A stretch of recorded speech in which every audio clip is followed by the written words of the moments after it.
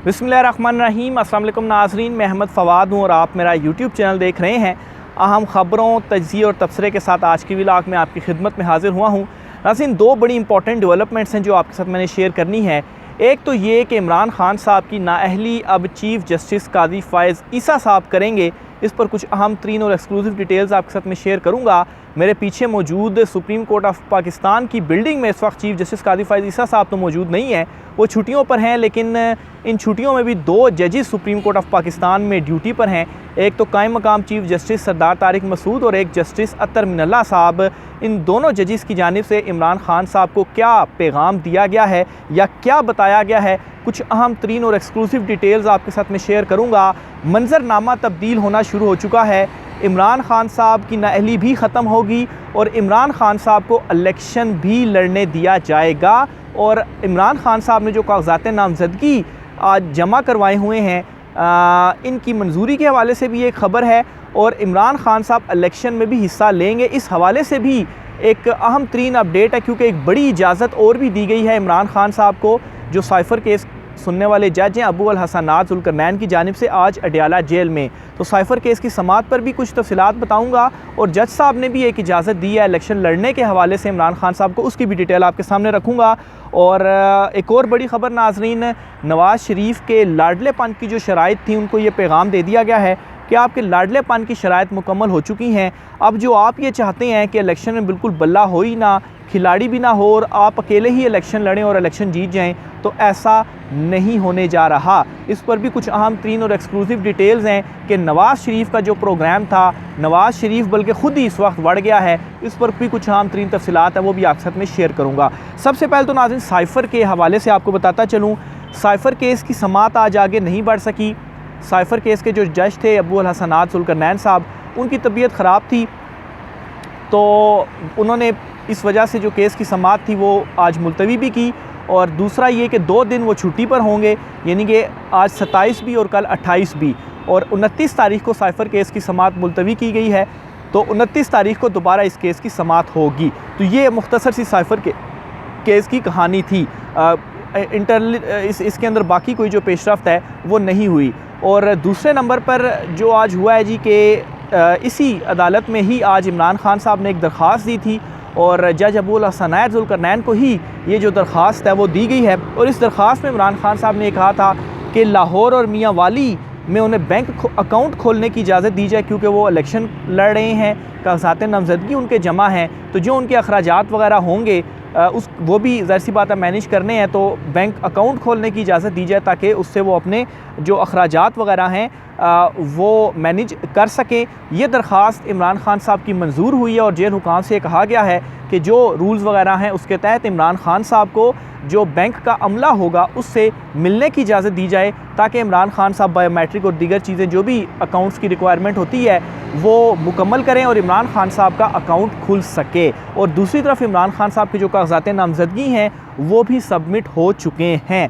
तो एक तो इशारा आप यहाँ से ले लें कि इमरान खान साहब को ये जो इजाज़त दी गई है, ज़ाहिर सी बात है अगर इमरान खान साहब जो ये कहते हैं कि नाअहल है और इलेक्शन नहीं लड़ सकते, तो अगर वो नाअहल होते, इलेक्शन ना लड़ सकते, तो ये जो इजाज़त है वो उनको ना दी जाती कि आप अकाउंट खोलें और ठीक है इलेक्शन जो आपने लड़ने हैं उसके अखराजात आप फिर यहाँ से अकाउंट के ज़रिए जो है वो मैनेज कर सकें। ये तो एक इशारा मैंने आपको बताया। दूसरी तरफ सुप्रीम कोर्ट ऑफ पाकिस्तान से भी जो इशारा है और काज़ी फ़ाइज़ ईसा साहब जो कि चीफ़ जस्टिस हैं कैसे नाअहली ख़त्म करेंगे, इस पर भी मैं आपको आगे चलकर जो हुआ है आज वो भी बताता हूँ। तो बहरहाल ये आज अडयाला जेल में हुई समाअत। फिर इसके अलावा तौहीन इलेक्शन कमीशन केस की भी आज समाअत हुई है। अडयाला जेल में 5 जो मेंबरान थे, एक तो चीफ़ इलेक्शन कमिश्नर और 4 मेंबरान वो अडयाला जेल गए, लेकिन जेल में आज तौहीन इलेक्शन कमीशन केस की जो समाअत थी वो भी आगे नहीं बढ़ सकी।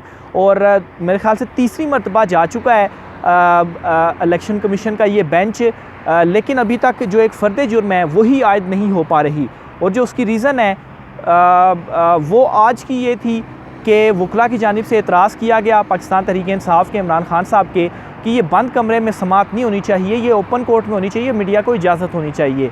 तो इस पर समाअत मुलतवी की गई और समाअत 3 जनवरी तक मुलतवी कर दी गई है। तो 2 मुकदमात थे इमरान खान साहब की जो कि आज दोनों ही मुलतवी हुए हैं। और साइफ़र केस ये भी आपने जहन में रखना है कि जो रोज़ाना की बुनियाद पर चल रहा था वो अचानक से 2 दिन के लिए मुलतवी हुआ है। यानी कि इमरान खान साहब को वो जो मैसेजिंग वाली बात थी कि मैसेजेस पहुंचा रहे हैं और रिलीफ्स वगैरह भी कुछ दिए जा रहे हैं, तो इन एंगल्स के मद्देनज़र रखते हुए सोचा जाए, देखा जाए तो किसी हद तक वो कॉन्स्पिरेसी थ्योरी जो है वो ये जो पॉइंट्स हैं वो उनको सपोर्ट करती है। बहरहाल ये तो साइफर आज अडयाला जेल में होता रहा। दूसरी तरफ सुप्रीम कोर्ट ऑफ पाकिस्तान से बड़ी खबर ये है कि इमरान खान साहब ने 2 दरख्वास्तें दी थी। एक तो तोशा खाना वाला चैलेंज की हुई थी नाअहली कि हाई कोर्ट ने तो दरख्वास्त मुस्तरद की है, वही मामला सुप्रीम कोर्ट ऑफ पाकिस्तान में लेकर आए थे और आज ओपन कोर्ट में ही इमरान खान साहब के जो वकला थे वो आए और उन्होंने अदालत के सामने दोनों अपनी दरख्वास्तें रखी और कहा कि हमने सुप्रीम कोर्ट में ये दरख्वास्तें दी हुई हैं। एक तो तोशा खाना नाअहली ख़त्म करने की और जो दूसरी दरख्वास्त थी वो थी लेवल प्लेइंग फील्ड उनको नहीं दी जा रही, इलेक्शन कमीशन के ख़िलाफ़ तौहीन अदालत की दरख्वास्त। तो इस पर तो जज साहब ने ये कहा है कि जो तोशा खाना वाला नाअहली का मैटर है उसमें अभी तो रिलीफ नहीं दिया जा सकता और उसकी जो रीज़न है वो ये है कि सुप्रीम कोर्ट ऑफ पाकिस्तान में इस वक्त सिर्फ़ और सिर्फ 2 ही जजेस मौजूद हैं और 2 जजेस हाई कोर्ट के डिवीज़न बेंच का जो फ़ैसला है वो नहीं उड़ा सकते और ये जो केस है वो सुप्रीम कोर्ट का 3 रुकनी बेंच या लार्जर बेंच सुन सकता है। तो इस सूरत में ये हो सकता है कि अभी तो छुट्टियां हैं और 2-4 दिन ही रह गए हैं छुट्टियों में। जो ही छुट्टियां ख़त्म होंगी तो नेक्स्ट वीक से चीफ़ जस्टिस कादी फ़ैज़ ईसा साहब आएंगे तो वही इस केस की जो समात है वो इसको बेंच भी बनाएंगे। हो सकता है 3 रुकनी बेंच बने, हो सकता है लार्जर बेंच बने, लेकिन वही आकर इस केस की जो समात है वो कर सकेंगे। अभी इस केस की समात नहीं हो सकती। जहाँ तक बात है लेवल प्लेइंग फील्ड का मामला, तो लेवल प्लेइंग फील्ड की जो दरख्वास्त आपने दी है तौहीन अदालत की, इस पर कल जो है वो शायद हम समात कर लें। ये कायम मकाम चीफ़ जस्टिस सरदार तारिक मसूद और जस्टिस अतर मिनल्ला जो हैं वो 2 रुकनी बेंच कमरा अदालत में बैठा था, मामूल के केसेस सुन रहा था। तो इसी दौरान चूँकि PTI के वकला जब आए और जब वो मामूल के केसेस सुन चुके तो उसके बाद ये जो मुकालमा है वो हुआ। तो कल जुमेरात वाले दिन ये इम्कान है कि तौहीन अदालत वाली दरख्वास्त सुन ली जाए, लेकिन तोशा खाना नाअहली का जो मैटर है वो नेक्स्ट वीक सुनेंगे और चीफ़ जस्टिस कादी फ़ैज़ ईसा साहब जो है वो सुनेंगे। तो ये एक जो इशारा है वो भी दे दिया गया और एक जो मैसेज है वो भी दे दिया गया और चीफ़ जस्टिस कादी फ़ैज़ ईसा के हाथों ही अब ये लग रहा है कि ये जो नाअहली वाला मामला है ये ख़त्म होगा, क्योंकि तोशा खाना केस में जो कुछ हुआ आपके सामने है। जिस तरह से वो फ़ैसला दिया गया डिटेल में जाने की ज़रूरत नहीं है, कैसे समातें उसकी की गई और और तोशा खाना मैटर तो साइफ़र केस से भी जो है वो बिल्कुल अगर कंपेयर किया जाए तो तोशा खाना फिर कुछ मजबूत लग रहा था, साइफ़र तो बिल्कुल ही मजबूत केस नहीं है। तो साइफ़र केस का हाल इसी सुप्रीम कोर्ट ऑफ पाकिस्तान से क्या हुआ, इमरान खान साहब को ना सिर्फ ज़मानत मिली है बल्कि केस के जो फैक्ट सामने आए हैं पूरा केस ही उड़ाकर रख दिया सुप्रीम कोर्ट ऑफ पाकिस्तान में जो समात हुई थी। तो ये जो तोशा खाना केस है इसके साथ भी इसी तरह की चीज़ें होने जा रही हैं। नेक्स्ट वीक बहुत इंपॉर्टेंट है। चीफ़ जस्टिस कादी फ़ैज़ ईसा साहब ये नाअहली वाला मैटर भी देखेंगे और ना सिर्फ ये बल्कि जो ताहयात नाअहली का मैटर है कि नाअहली ताहयात होनी चाहिए या एक टर्म के लिए होनी चाहिए, इसकी मुद्दत के तयन के लिए भी जो दरख्वास्त थी वो नेक्स्ट वीक में ही इम्कान है, बल्कि 2 तारीख को उसके ऊपर लार्जर बेंच होगा, वही समात करेगा और इमरान खान साहब तोशा खाना पे भी हो सकता है कि लार्जर बेंच ही बैठे और केस की जो समात है वो करे। तो बहरहाल आज जिस तरीके से ओवरऑल आप देखें कि अदलिया की साइड से एकदम माहौल तब्दील हुआ है, मंजरनामा यकसर तब्दील हुआ है और पाकिस्तान तहरीक इंसाफ को कुछ रिलीफ जो है वो मिले हैं। तो सुप्रीम कोर्ट ऑफ पाकिस्तान में भी जो मेरी ऑब्जर्वेशन है, जो मैंने देखी है, क्योंकि अंदर कोर्ट के अंदर हम समात सुन रहे होते हैं, जजिस के रिमार्क्स और चीज़ों से अंदाज़ा हो जाता है कि किस तरफ अब जो रुख है चीज़ों का होने जा रहा है। तो आज की भी ये जो मुख्तसर सी प्रोसीडिंग हुई है, असल में तो प्रोसीडिंग नहीं थी, ना इस तरीके से होता है अदालत में, क्योंकि दरख्वास्त समात के लिए मुकर्रर नहीं हुई थी, लेकिन उसके बावजूद भी दोनों जजिस की जानिब से मुकालमा किया गया, इंटरटेन किया गया और कहा गया कि कल हम हो सकता है शायद कल ये लग जाए। तो सुप्रीम कोर्ट का भी जो मूड है वो बदलता हुआ नज़र आ रहा है। तो इमरान खान साहब की वैसे भी अगर कानूनी उसके ऊपर देखा जाए इमरान खान साहब के केसेस को, तो वो बिल्कुल फ़ारग केसेस है और वो उड़ने ही उड़ने हैं। बहरहाल जिस तरीके से लोअर कोर्ट्स में चीज़ों को देखा गया, सज़ाएं जो है वो इमरान खान साहब को हो रही हैं, तो उससे ऊपर लेवल पर भी इसी तरह की थिंकिंग जो है वो सामने आ रही थी। लेकिन सुप्रीम कोर्ट से इमरान खान साहब को तोशा खाना में भी रिलीफ मिलने जा रहा है।